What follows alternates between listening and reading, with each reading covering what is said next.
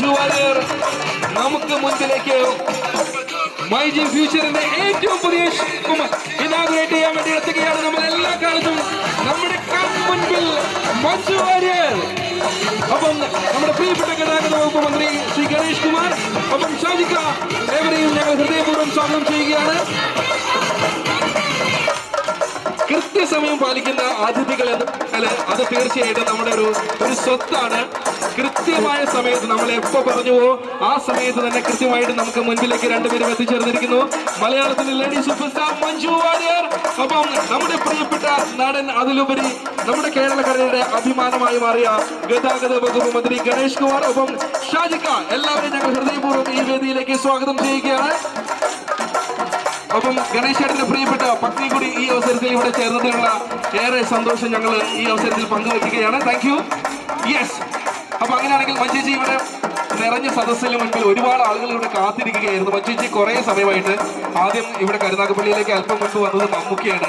മമ്മൂക്ക വരുന്ന സമയത്ത് ആളുകൾ എല്ലാവരും മമ്മൂക്ക എന്ത് ഡ്രസ്സാണ് ഇടുക എന്നൊക്കെ പറഞ്ഞ് ഡിസ്കസ് ചെയ്തതിന്റെ അടിസ്ഥാനത്തിൽ മമ്മൂക്ക ഇവിടെ വൈറ്റ് പൊട്ടും വൈറ്റ് ഷർട്ടും ഇടുന്നു, ട്രഡീഷണൽ ആയിരിക്കും എന്ന് പറഞ്ഞിട്ട് ഇപ്പൊ ഞങ്ങളിവിടെ ഞെട്ടിച്ച് കളഞ്ഞിട്ടാണ് മഞ്ജുജി ഡ്രസ് ചെയ്തിട്ടിരിക്കുന്നത്. കറുപ്പിൽ സുന്ദരിയായി മഞ്ജു വാര്യർ. അവിടുന്ന് ഒരുപാട് കുട്ടികളോട് മഞ്ജു ചേച്ചി എന്ന് ഉറക്കെ വിളിക്കുന്നുണ്ട്.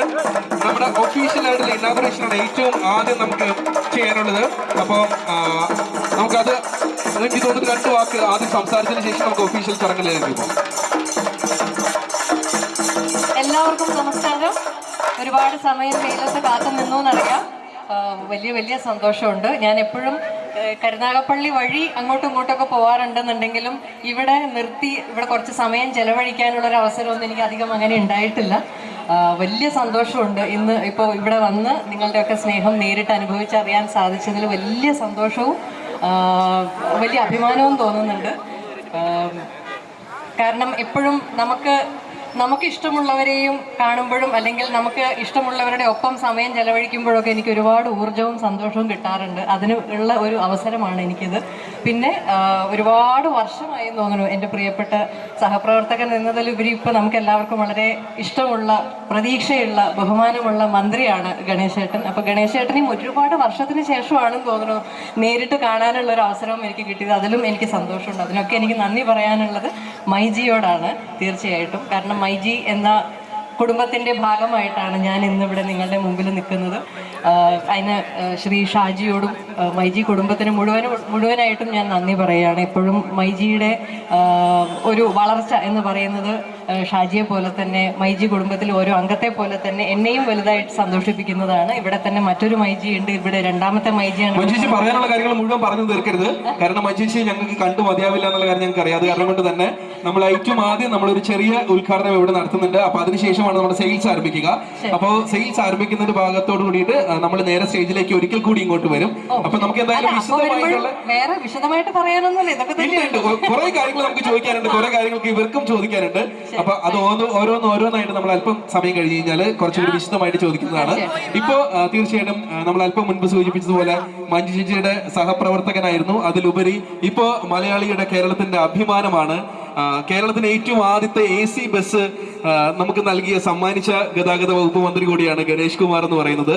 ഇപ്പോൾ നമ്മുടെ സുഖ സൗകര്യങ്ങളുടെ ഏറ്റവും ആദ്യത്തെ പടി അല്ലെങ്കിൽ ഏറ്റവും പ്രധാനപ്പെട്ട മാറ്റങ്ങൾ നമുക്ക് സമ്മാനിച്ച ഏറ്റവും ആദ്യത്തെ ഗതാഗത വകുപ്പ് മന്ത്രി കൂടിയാണ് ഗണേഷ് കുമാർ. 2 വാക്ക് അദ്ദേഹത്തിന്റെ മൈജിയെ കുറിച്ച്.